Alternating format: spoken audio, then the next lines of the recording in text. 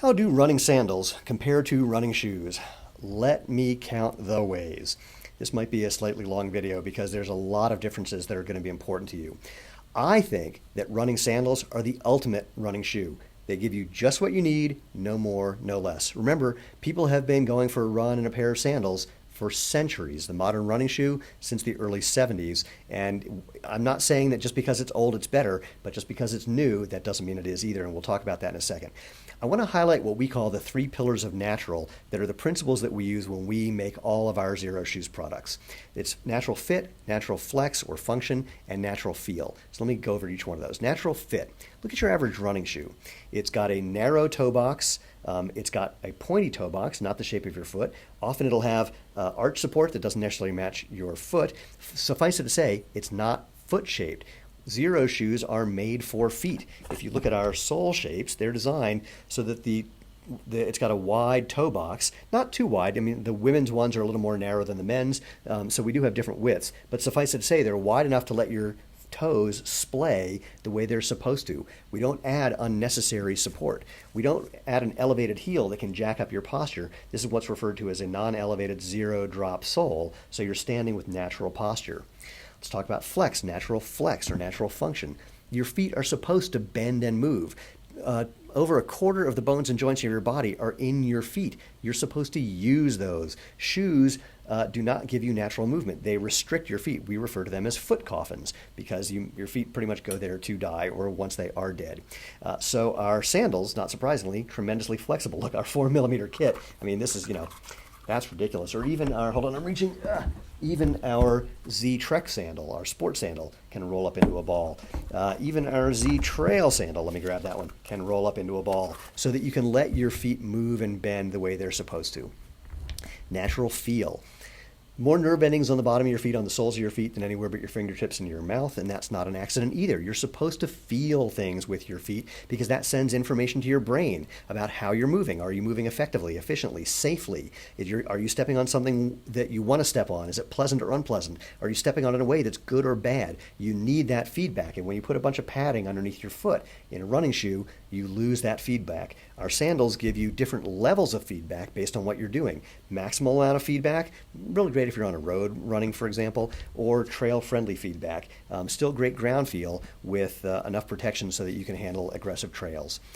Also, our sandals are really low to the ground, which is really good for balance and agility. When you make these really tall, tons and tons of padding in these shoes, that creates balance issues. I want to talk about injury. This is an interesting one. There was a study that came out comparing the injury rates of people who were in shoes, running in shoes, versus people running either barefoot or in sandals or in something minimalist. And what they found, they said that there was no real difference in injury rate, except that on the shoe wearing side, one of the injuries that was more common was plantar fasciitis. Somehow they balanced that with the non-shoe wearers with stubbing your toe or getting a splinter. Mystery to me how that balances out. But more importantly, the way that the media spun this story was, see, there's no benefit for going barefoot. It's like, whoa, it's the other way around. Barefoot and sandals are what we've been doing for centuries. There's no improved benefit from going into shoes. That's the story, especially when you look at the other things that come along with shoes, including cost and, again, all those injuries. But we'll come back to that.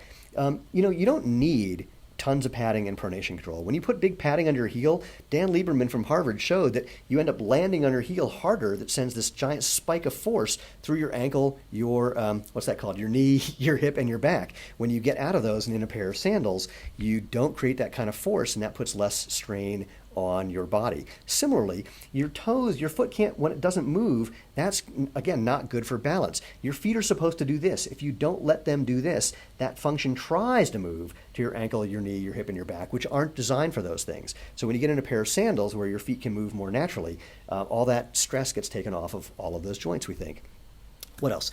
The feedback that you get when you're running in sandals can help improve your running form. I'm going to include a video here at zeroshoes.com/sandals/running showing one of our runners, we're one of our customers, so you can see the evolution of him as a runner when he just put on a pair of sandals for the first time to running in sandals a few years later, and the evolution is amazing. And you typically don't see that, I must say, when you look at people running in shoes. Am I saying it's impossible? No, I'm just saying the feedback you get from running in a pair of sandals gives you more information to make those kinds of changes. So let's see. Protection. There's obviously a difference in the amount of protection that you get. Again, really simple protection, trail-friendly protection. But the whole issue of protection also moves into things like stability and motion control. There's no motion control in sandals because you don't need it in sandals. You need it in shoes because when you have a big padded shoe and makes you land on your heel is basically a ball, and landing on that is unstable. So they have to add all that extra stuff to shoes, which frankly we find unnecessary. What else?